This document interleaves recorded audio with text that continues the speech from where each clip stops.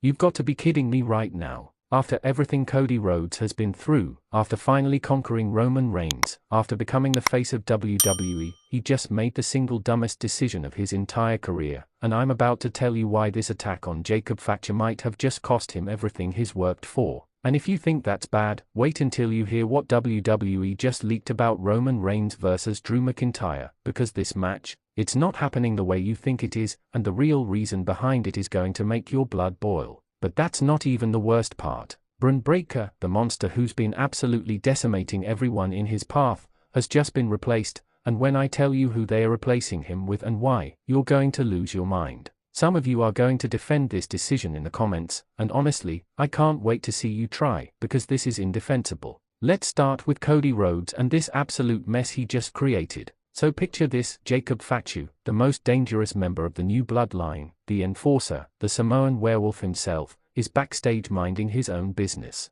He's not starting drama, he's not running his mouth, he's literally just walking through catering. And here comes Cody Rhodes, Mr. American Nightmare, Mr. I finish my story, and he blindsides Fatu with a chair shot that echoed through the entire arena. Not a fair fight, not a face-to-face confrontation. A straight-up ambush that would make even the bloodline say, whoa, that's our move. Now, I know what some of you are thinking, but Cody was provoked. The bloodline has been terrorizing him for months, and you know what? You're absolutely right, they have been. But here's the problem, and this is where Cody's decision becomes monumentally stupid. Jacob Fatu wasn't even the one targeting Cody recently. Solo Sikoa has been the one calling the shots. Tamar Tonga and Tonga Loa have been the ones jumping him. Jacob Fatu has actually been the least involved with Cody's business lately because he's been focused on his own dominance in the mid-card division. So why would Cody specifically target him? Here's what nobody's talking about: this attack just gave Solo Sikoa exactly what he needed.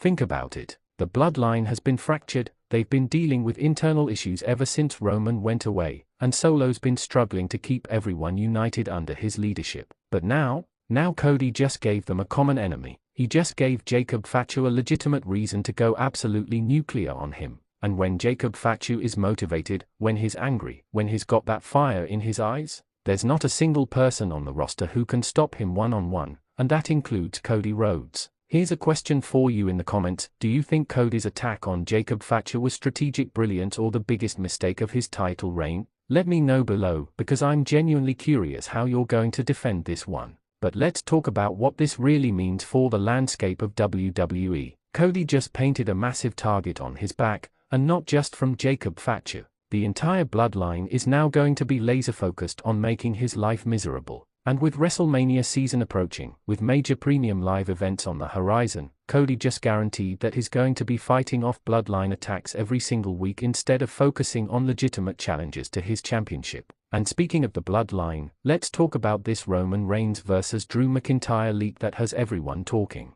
So apparently, and this is according to multiple backstage sources and reports that have been circulating, Roman Reigns versus Drew McIntyre was supposed to be one of the marquee matches for the upcoming premium live event. The build has been there, the tension has been building for weeks, Drew's been calling out Roman on social media, Roman's been subtly acknowledging it, and fans were hyped. This was supposed to be the collision between the Tribal Chief and the Scottish Warrior, two absolute powerhouses going head-to-head for the first time in years. But here's where it gets infuriating: WWE apparently leaked, whether intentionally or not, that this match is being significantly altered. And I'm not talking about a stipulation change or a different location. I'm talking about the fact that this match might not even be a singles competition anymore. The leak suggests that WWE is considering turning this into a multi-man match, potentially involving members of the bloodline and whoever Drew can find to back him up. Are you serious right now? You have two of the biggest stars in professional wrestling, two men who can absolutely deliver a 5-star classic on their own, and you're going to water it down with interference and shenanigans? This is exactly the kind of decision that makes fans tune out.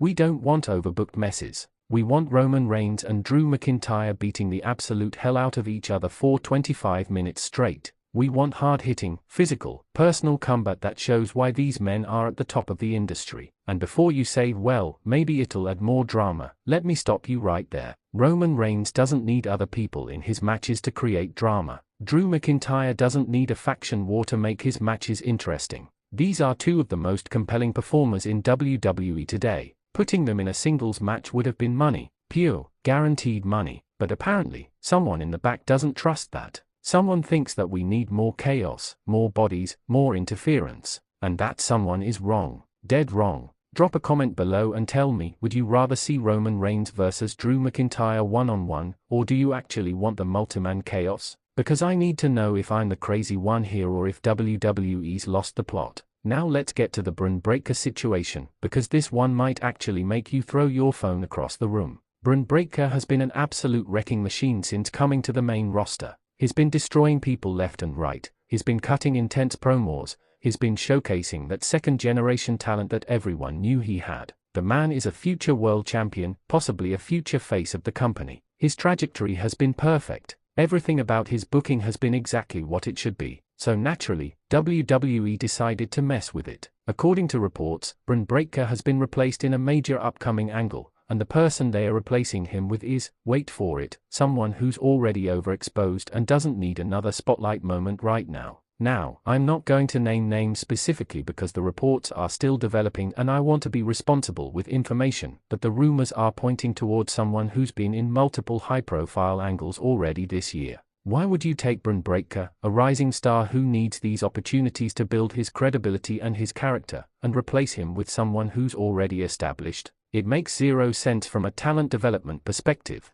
This is how you create another generation of part-timers and old guard holding on to spots while younger talent gets frustrated and either languishes in catering or leaves for other promotions. Bron Breakker should be in every major angle possible right now. He should be working with top guys, learning from them, building his resume, creating those WrestleMania moments that he'll be able to reference for the next 15 years of his career. Instead, he's being pulled from opportunities and replaced by people who've already had their moments. And here's what really gets me: WWE keeps talking about building new stars. They keep saying they want fresh matchups, new faces at the top of the card, a younger generation to carry the company forward. But then they make decisions like this that completely contradict everything they say they want to do. You can't build new stars if you don't give them the opportunities to become stars. It's literally that simple. Here's another question for the comments: who do you think is ready to be the next breakout star in WWE, and are they being used correctly right now? Let's have a real conversation about this.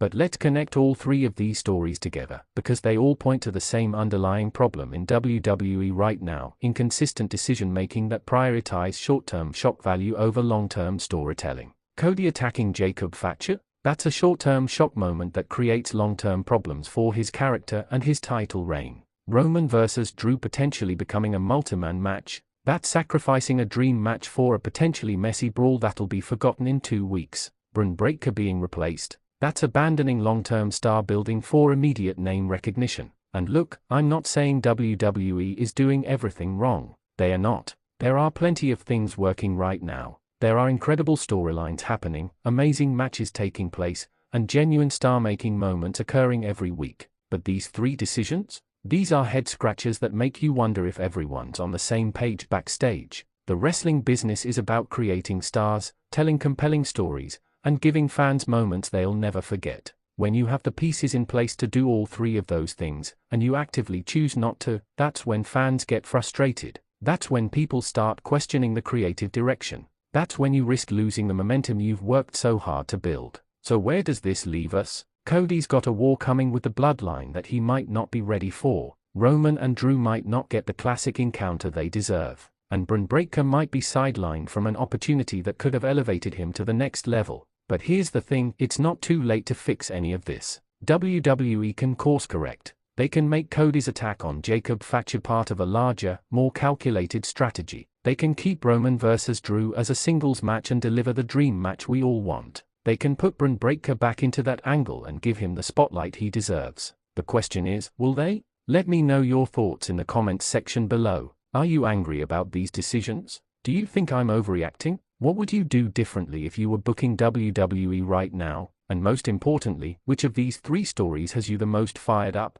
Hit that like button if you're as frustrated as I am. Subscribe to Wrestling Zone 1 for more no-holds-barred wrestling analysis, and turn on those notifications because you know we're going to be covering every twist and turn of these stories as they develop. This is Wrestling Zone 1, and we'll see you in the next one.